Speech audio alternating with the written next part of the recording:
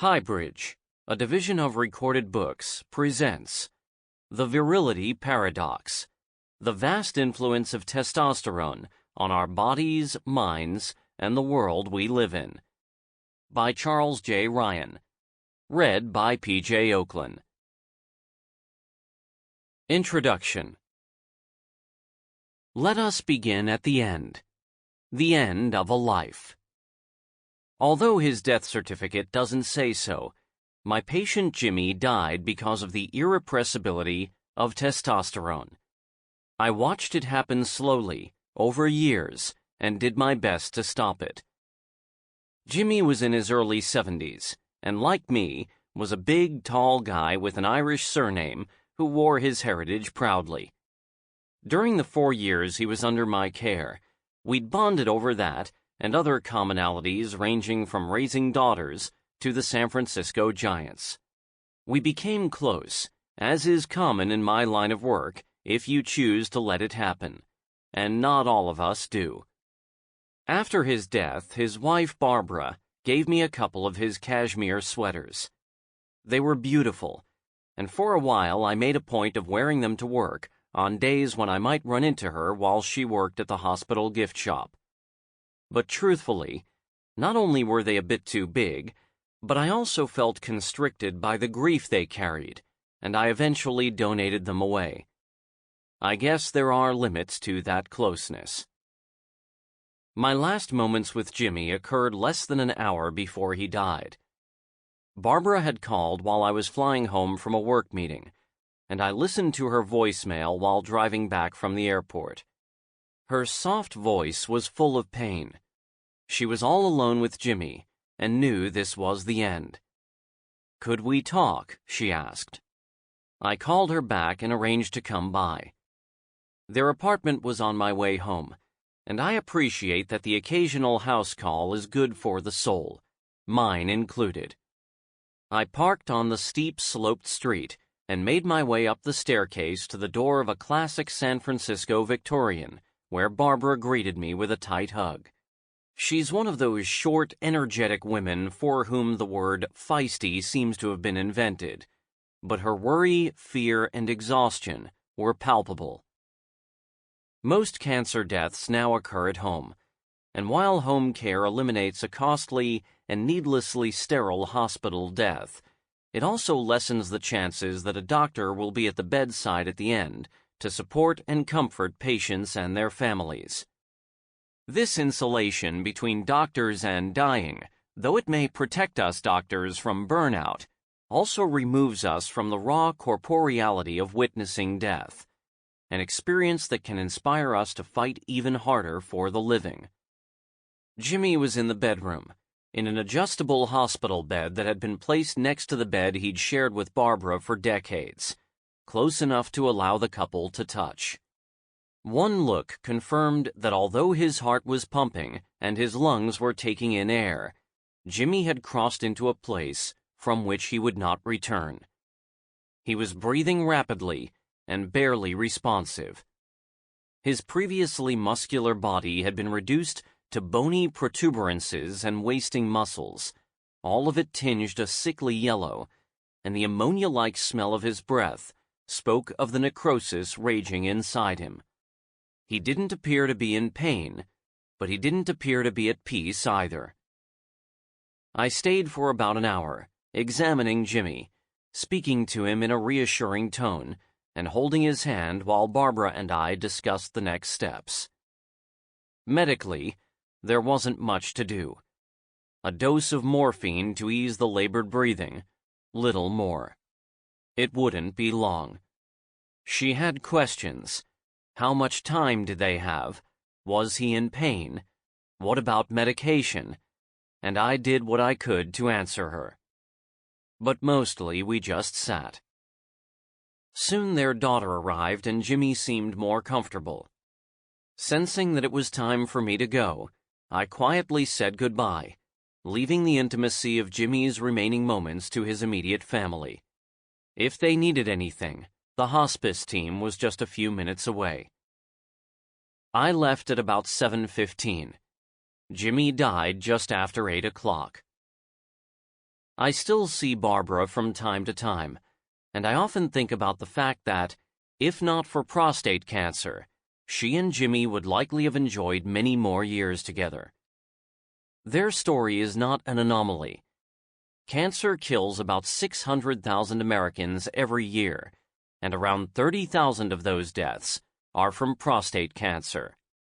This is the cancer I treat, and as I care for men like Jimmy and study their disease, I am struck by the biological, evolutionary, and even philosophical uniqueness of the substance that, one way or another, contributes to so many of these deaths.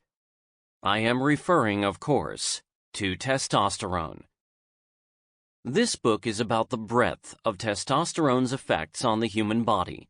We'll call those effects virility. Testosterone is often thought of as the male hormone, but while it is indeed responsible for the secondary sex characteristics we associate with men, muscle growth, deepening voice, body hair, and so on, as well as stereotypically manly attributes like physical aggression and higher levels of sexual arousal. In fact, testosterone is at work within all of us, all the time, and has been since well before we were born. On an individual level, it influences our decisions and informs our drives to mate and to survive, and testosterone has shaped our evolution and much of our progress as a species. Yet, fueling prostate cancer is not the only black mark on testosterone's record. It is also responsible for a host of our more sinister behaviors and some of humanity's darkest moments. But can we have the good without the bad? I am fortunate enough to work as an oncologist and a professor at one of the country's major centers for cancer research and treatment, the University of California, San Francisco. I've focused predominantly on treating patients with prostate cancer in its advanced stages, along with researching the condition and developing new treatments. Prostate cancer is a complicated disease and one that can present and progress very differently from patient to patient. 1 in 6 American men will get it, and though some will never suffer from symptoms or need any treatment at all, others will die rapidly and dramatically despite our best efforts, while many more will fall somewhere in the middle. Treatment and the response to it can be just as variable. Primary among the challenges is the fact that while prostate cancer is not caused by testosterone, the disease is driven by it, and treatment often involves medically suppressing this hormone. Some men are cured with relative ease, while others are overtreated and experience negative side effects. Others, in an attempt to avoid these side effects, are undertreated. Finally, there are the cases like Jimmy's, in which the effects of testosterone resurge to the point of lethality as the cancer evolves and worsens despite treatment. Given all of this, it is perhaps not surprising that there is a fair amount of confusion about prostate cancer among the general public. And there's another problem. Because so many other biological processes rely on testosterone, suppressing the hormone as part of cancer treatment can introduce a whole new set of issues. Navigating this dilemma with my patients and working to develop therapies that make this navigation easier is my life's work, and the source of my fascination with testosterone and its effects. Before we go on, let's review a topic you likely covered in high school biology: the endocrine system. Hormones, testosterone, estrogen, progesterone, cortisol, thyroid hormones, etc., are made in one or more of the body's glands, organs designed to secrete vital chemicals into the blood. In the case of testosterone, these glands are the testicles in men and the ovaries in women, though for both sexes, a small amount is also produced in the adrenal glands. Hormones are released from glands into the bloodstream, and from there can enter tissues and exert their effects by binding to a receptor. Imagine the receptor as a sort of molecular catcher's mitt. Only cells with the proper receptors can catch a specific hormone, and in the case of testosterone, this is the androgen receptor, AR. When enough ARs are present in a given tissue, testosterone binds to the receptors and the action begins. The effect testosterone has can vary based on the number and reactivity of these receptors, which can vary due to genetics, among other things.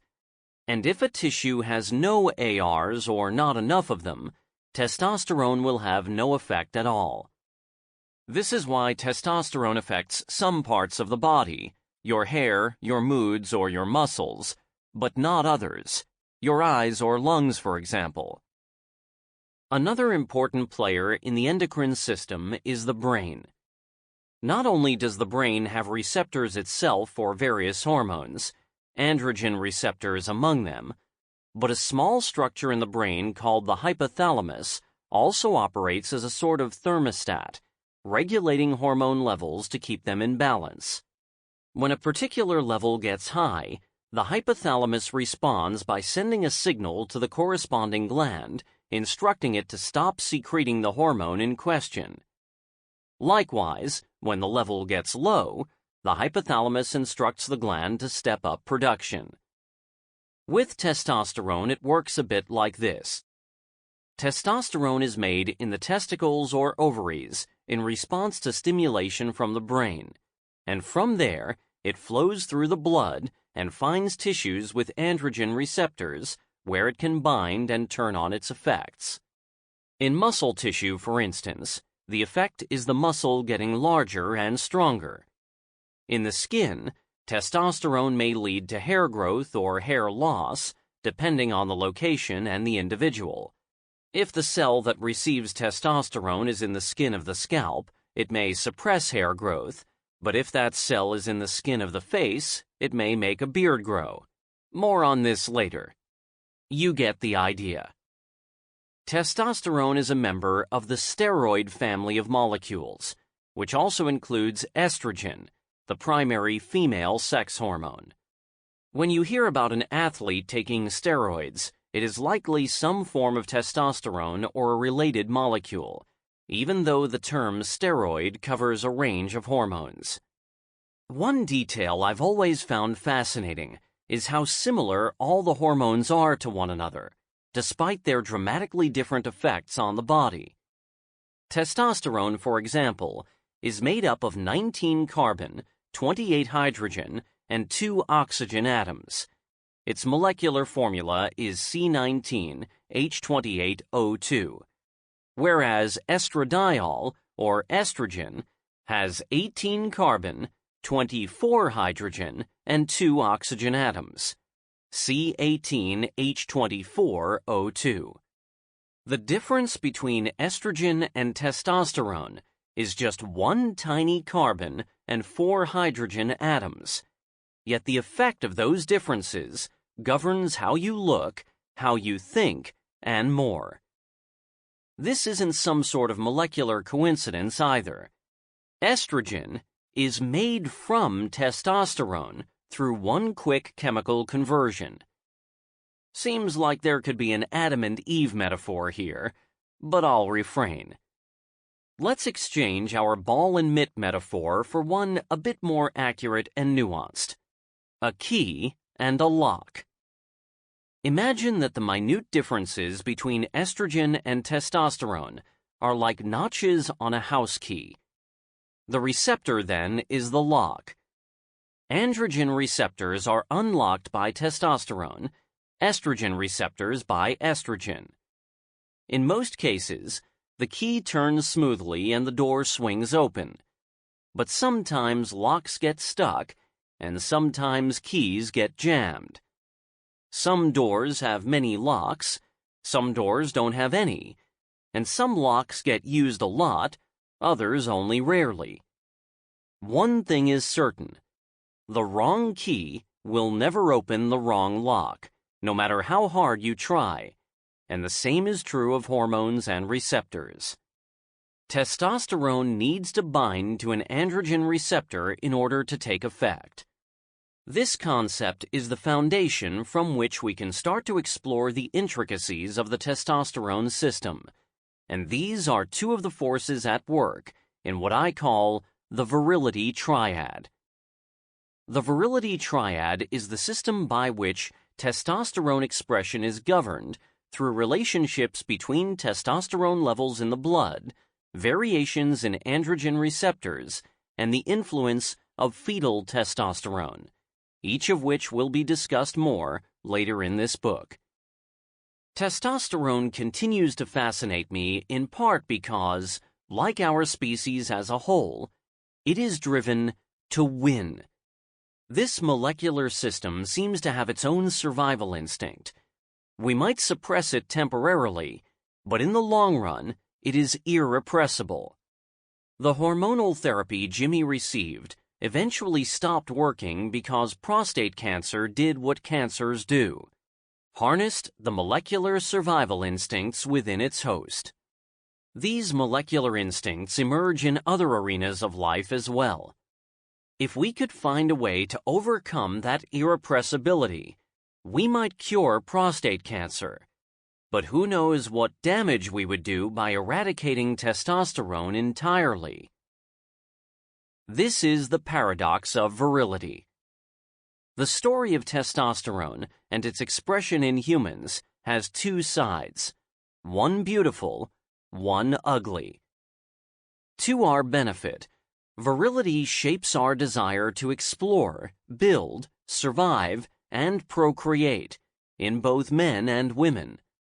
It gives us strength, brings us together for mating, and so drives our evolution.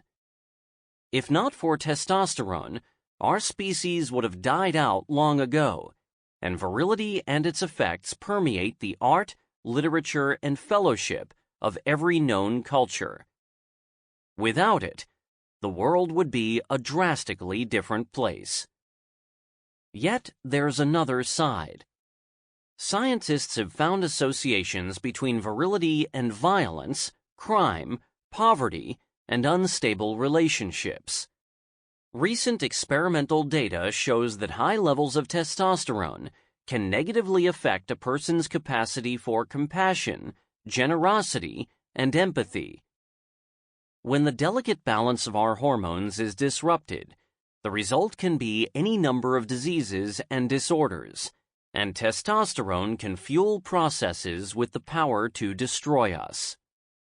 Many of the examples we'll discuss in this book illustrate what happens when testosterone levels fall outside standard ranges, and through the stories of real people, we'll explore the connections between testosterone and dementia, autism, sexual aggression, menopause, athletic ability, crime, fatherhood, and empathy. Looking at outliers can give us insight into how testosterone works in the bodies of all of us, and suggest how we might use this knowledge to improve our lives. I am not a psychologist or evolutionary biologist.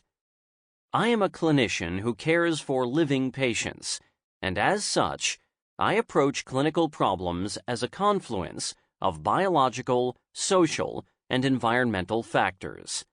That's how you treat cancer, and I think it may be a useful way to analyze and interpret the effect of this very interesting molecule on the world. My investigation into this powerful hormone will begin with prostate cancer patients like Jimmy, but will fan out to include men, women, and children from many walks of life, each of whom has something to teach us about how testosterone informs the human experience. It is my hope that as you learn about the ways in which testosterone drives our bodies and our behaviors, you will also gain a greater appreciation for the ways in which we humans have the power to control, manipulate, and even overcome our biology. Part 1. The Chemical That Binds Us. Chapter 1. The Litigator's Metamorphosis, From Competition to compassion. At 60, my patient Aaron was enjoying an enviable life as a father, a new husband, and a successful Los Angeles lawyer. I liked him immediately, although whether this was because or in spite of his chest-popping confidence was hard to say. He was gregarious, his personality part star quarterback, part comedian, his conversation always peppered with self-deprecating lawyer jokes. The sole hiccup in his otherwise healthy life had come a few years earlier when he had surgery for early-stage prostate cancer. For many patients, this is the beginning and the end of their prostate cancer story. The cancer is gone, and life goes on. Because prostate surgery has no effect on testosterone, Aaron's virility was undimmed, his testosterone level measuring right in the normal range for a man of his age. Testosterone is measured in the bloodstream. The measurement is sometimes referred to as serum testosterone level. He continued to stride confidently through life, assuming he had decades of vitality ahead of him. Aaron was used to winning. Cancer was simply another vanquished opponent.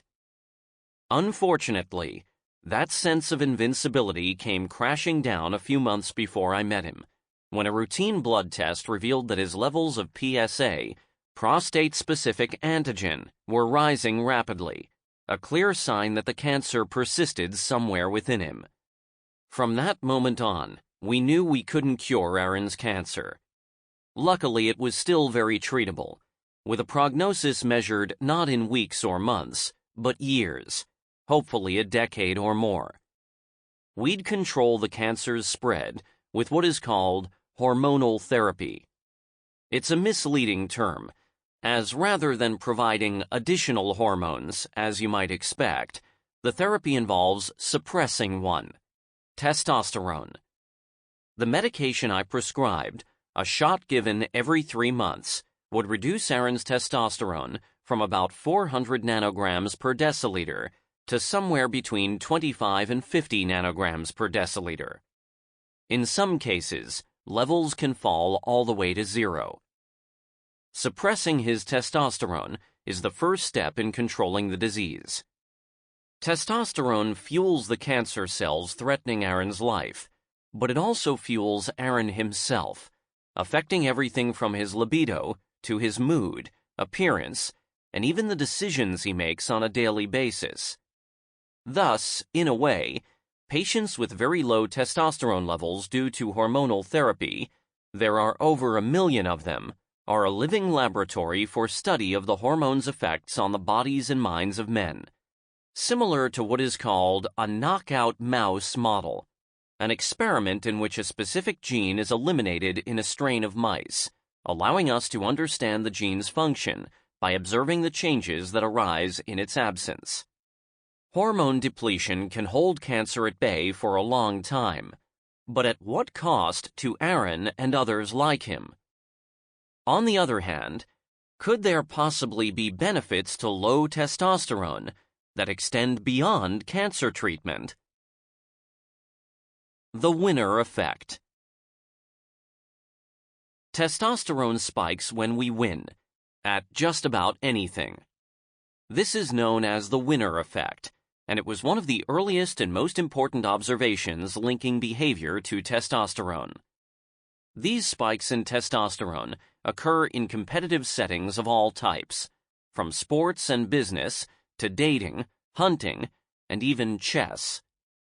In both men and women, testosterone increases feelings of confidence and assertiveness. It also spurs the release of dopamine, a powerful feel-good chemical.